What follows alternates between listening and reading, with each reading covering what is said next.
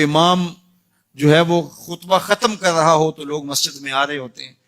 اور پھر بہت جلدی نکلنے کی ہوتی ہے، امام کے ممبر پر بیٹھنے سے قبل مسجد میں آنے کا رجحان پیدا کرنا چاہیے۔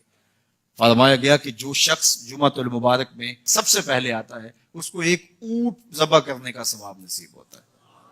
جو اس کے بعد آتا ہے اس کو ایک گائے ذبح کرنے کا، پھر ایک بکری، اور جب امام ممبر پہ بیٹھ جاتا ہے پھر رفع الکلام کلمے اٹھا لی جاتی ہے، پھر اس کے بعد عام جو ثواب ہے وہی مرتب ہوتا ہے، وہ جو خاص ثواب ہے اولیت کا وہ پھر اٹھا لیا جاتا ہے۔ اس لیے کوشش کریں، میں سمجھتا ہوں اس میں ہمارے خطباء کا بھی بہت قصور ہے کہ بعض کا ممبر سے کوئی مربوط گفتگو نہیں ملے گی،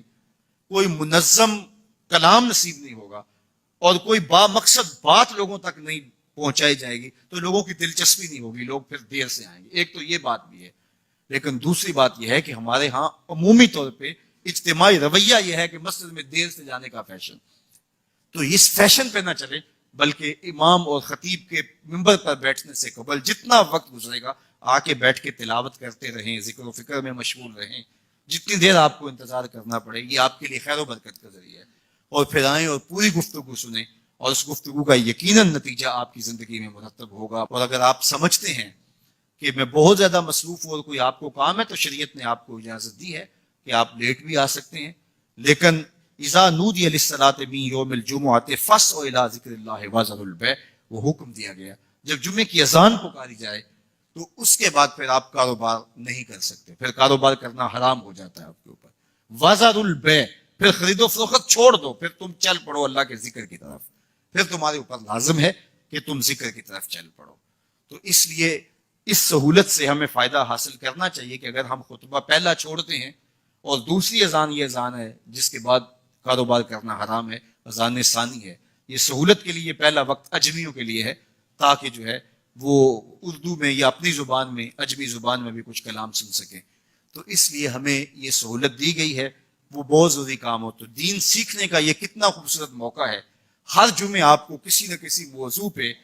ایک خطیب لیکچر دیتا ہے، بات سناتا ہے، اور ایک موضوع پر مختلف احادیث قرآنی آیات کو پڑھ کے مطالعہ کر کے نتیجہ نکال کے آدھے گھنٹے میں پونے گھنٹے میں آپ تک ایک پورا میسج ڈلیور کرتا ہے۔ تو اس لیے اس کو بھرپور حاصل کرنے کے لیے اور اپنی نسلوں کو دین سے جوڑنے کے لیے یہ اسلام آج بھی بہت سارے مشقتیں اور بہت ساری سازشوں کے باوجود یہ قائم ہے، اس لیے کہ اس نے خوبصورت ہمیں نظم دیا ہے۔ محلے کی سطح پہ 5 گانا نماز ہے، علاقے کی سطح پہ جمعہ ہے، سالانہ شہر کی سطح پر 2 عید کے اجتماع ہیں، اور عالمی سطح پہ حج کا اجتماع ہے۔ تو یہ ایک نظم ہے جو ہمیں دیا گیا اور یہ ہمیں جوڑے رکھتا ہے اور یہ ہماری وحدت کی علامت ہے۔ اللہ تعالی ہمیں 5 گانا نماز کی توفیق عطا فرمائے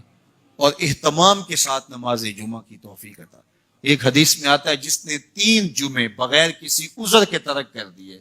اس کے دل پر نفاق کی مہر لگا دی جاتی ہے۔ اللہ ہمیں محفوظ فرمائے۔ وآخر